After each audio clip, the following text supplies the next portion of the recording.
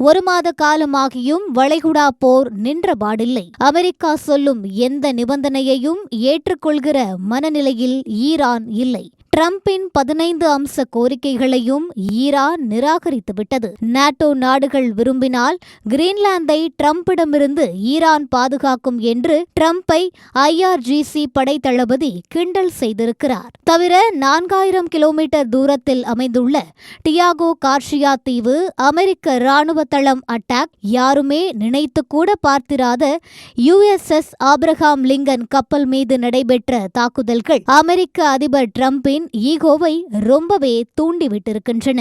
எனவே 1945ஆம் ஆண்டு ஜப்பான் மீது அணு ஆயுத தாக்குதல் நடத்தியது போல ஈரான் மீது அணுகுண்டுகளை போடலாமா என்ற எண்ணமும் அவருக்கு இருக்கிறது. ஒருவேளை அமெரிக்கா ஈரான் மீது அணுகுண்டுகளை வீசினால் என்ன ஆகும் என்று பிரபல ஜியோபாலிட்டிக்ஸ் நிபுணர் ஒருவரிடம் கேட்டோம். ஹிரோஷிமா நாகசாகி மீது அமெரிக்கா 15,000 டன் எடையுள்ள அணுகுண்டுகளை போட்டது.